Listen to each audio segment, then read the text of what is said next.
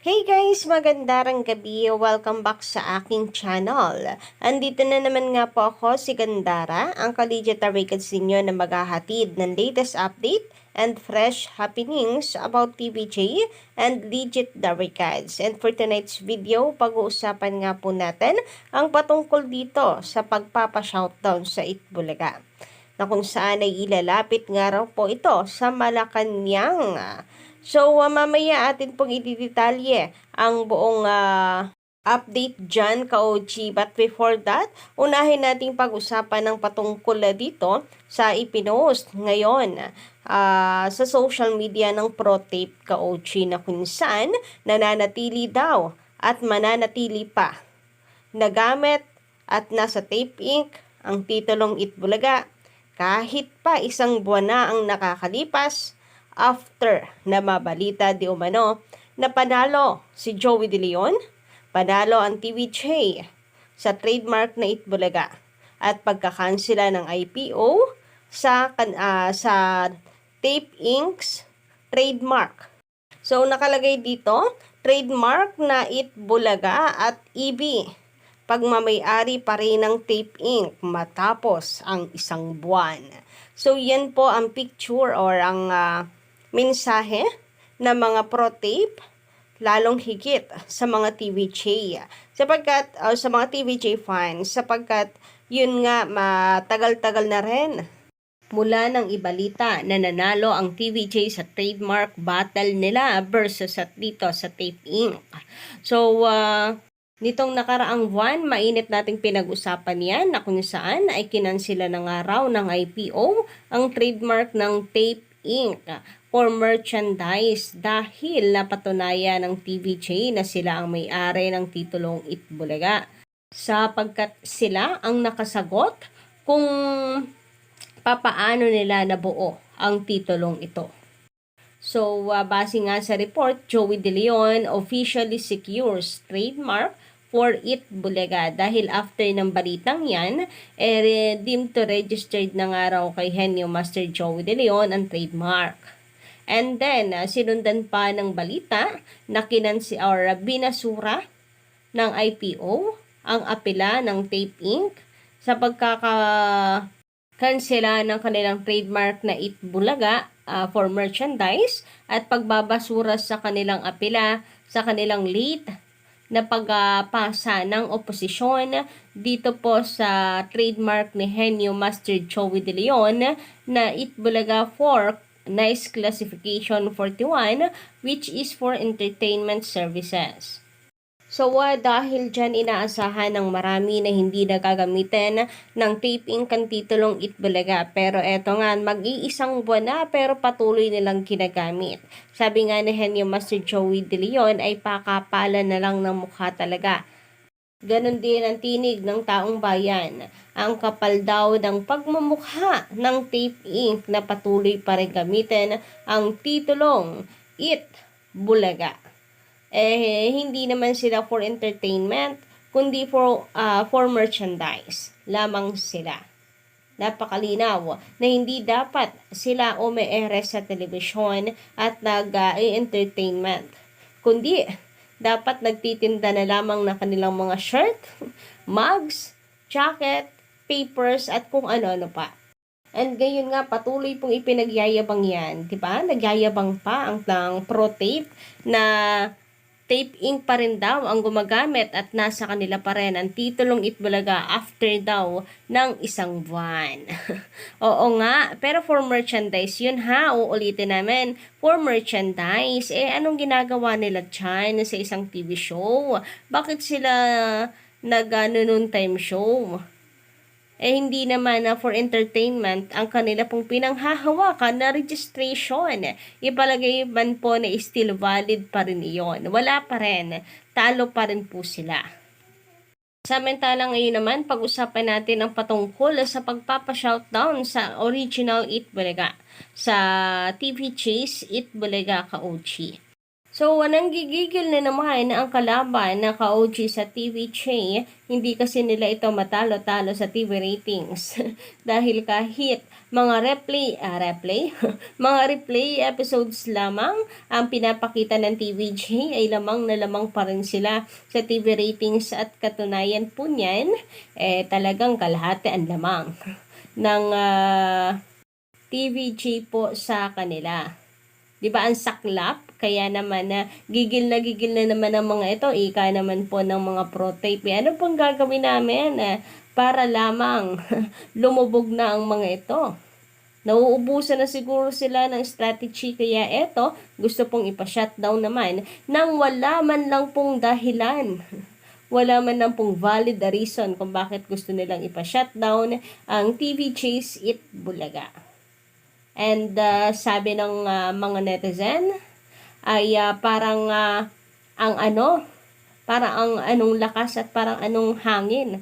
Tawag doon, hambog masyado para sabihin at pakinggan ang kanyang request sa Malacanang. Sino daw ba siya? Ayon sa netizen. Kilala ko sa Malacanang.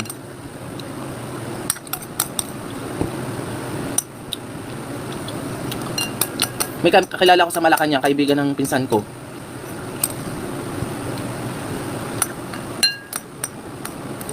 Pwede kong padala ng sulat, sabihin ko sa presidente, i-shutdown muna yung sa TV5 kasi aapila pa kami. So, ayun naman pala, best pills. Bakit ngayon mo lang naisipan? Charis. So, narinig niyo naman sa kanya mismo nang galing. So, ito po ay panatiko ng Tape Inc. Umaapila pa raw sila.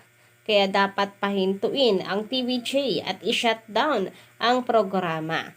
So, enough bang reason na mag-aapila pa kami, i-shutdown nyo na yan? Diba? Hindi yun na enough reason. And sabi nga po ng ibang mga netizen dito ay ang kapal daw talaga ng pag-amumukha. Akala mo daw po ay kung sino at meron pang pananakot sa mga TVJ fans na kanya tong ipaparating sa Malacanang. Sabi dito ng atin pong commentor and collegiate Candice, so anong dahilan na para ipa-shutdown? Kalokohan. Wala naman silang ginagawang labag sa batas. Yung pagkakolorum ang dapat ipa-shutdown kasi hindi sila sumusunod sa batas. So, doon na lang po tayo, wag na tayong lumayo sa kanilang registration. For merchandise yon, malinaw na hindi sila sumusunod. For merchandise pero nagti-TV show. For entertainment ang kanila pong ginagawa. 'Di ba? Doon pa lang sala na. And totoo naman na ang TVJ ay wala pong ginagawang masama at labag sa batas sapagkat ultimo nga po titulong Itbulaga. Kahit gustong-gusto nilang gamitin at pinapanindigan nilang sila or kanila iyon, hindi nila ginagamit. Kaya para saan? Anong reason? Matibay na reason ang kanila pong pwedeng ibigay para sundin sila sa request kung sakasakali man nga ka-OG na ipa-shutdown ang titulong Itbulaga or ang TVG's noontime show sa TV5. Samantala sabi naman dito ni Levelina Luspo, unreasonable siya. Best pills dapat sa kanya kasuhan. Let's go! So, kalad ka rin ba naman po ang Malacanang ka-OG na ganon-ganon na lamang gumawa ng decisions na para bang sila po or siya po ay pagbibigyan. Sabi naman dito ni Arnel Caliado, Sir Arnel, magandang gabi. Unang-una, napakawalang modo niyang best pills na iyan. Nag-vlog habang nakain. Wala talagang pinag-aralan. So, minsan, guys, no, may mga nagamumukbang naman, pero nandun yung respect sa pagkain. Like, tinatapos muna yung nasa bibig bago magsalita. Pero si best pills habang umunguya talaga. Sabay yung pagnguya at kwento. Anyway, sabi naman dito, manyak daw. Mula sa isa po nating komentor, si Vice, yun nga yung It Show Timers, nasuspinde nasuspend yung show nila dahil inappropriate. Kasi si Vice hindi lang double meaning in words, may kasama pang exhibition ng kamanyakan. So, naungkat po tuloy ito kasi ba naman tawagin pong manyak itong si Henyo Master Joey De Leon. Nung una itong si Tito San dahil hinalikan yung kanyang asawa o national TV. Ngayon naman si Henyo Master Joey De Leon. Grabe nga naman talaga. Wala na bang iba? Wala rin namang mga hard evidence. Anyway, sabi dito ni Mr. Gina Ray or Jean Ram, magandang gabi. Pwede naman siya mag-host sa TV show lang sa panibago niyang contract. Doon lang siya pwedeng lumabas kasi TVJ nagpasikat sa kanya. Parang contract lang ni Aiza pero exclusive pa rin siya sa GMA. At mangyayari nga lang po yan, Mr. Jean, kapag may bagong contract signing sa Alden Richards. Pero pwede niyang ipalagay na hindi siya magkikest sa mga noontime show or hindi, kahit sa ano lang, kahit sa tape lang. Okay lang rin for me dito sa Showtime, wag lang talaga sa tape. So sa susunod na contract signing ni Alden po pwede na niyang ipadagdag yan. Kung gugustuhin niya, kung gusto niya talaga.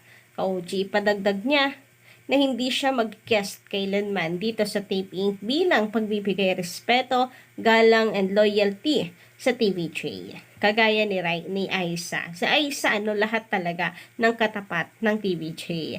Pero si Alden, kahit hindi na siya tumapak sa tape, sa TV5, basta wag lamang din sa Tape Inc. Para maayos, walang gulo, ka-OG. Samantala, sabi naman ni Sir Loreto Castro, replay pa lang yan. Di pa nila maungusan.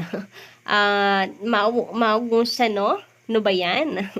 So, oo nga, mga collegiate Tarigans, katunayan yan, doble pa ang taas ng live viewers talaga ng TVJ, pati po sa TV rating. So, ano pa lamang po yan? Mga replay episodes. And sa katwira naman ng ibang panatiko na kaya kakaunti lamang sila sa live kasi lahat ay sa television nanonood. Kaya pala ang TVJ ay number 1 na sa TV ratings, number 1 pa sa online. Kung dahil mas marami ang nanonood sa kanila sa television, kaya kaunti ang nanonood sa kanilang live sa social media, sana always silang number 1, di ba? Pero hindi TVJ talaga yung always number 1. So, ano pang i-reason ninyo? Wala. Na lang po, napapahiya at bumabalik lamang din po sa inyo. Kaya tanggapin na lang ang katotohanan na TVJ is number 1. TVJ is Itbulaga and Itbulaga is TVJ period. And talagang sila po, Collegiate Tarigans, ang sinusuportahan. Sila po ang tinatangkilik at patuloy pong sinusuportahan araw-araw. So, yun lang po muna update natin ngayong gabi. Don't forget to click the subscribe button and notification bell for more updates.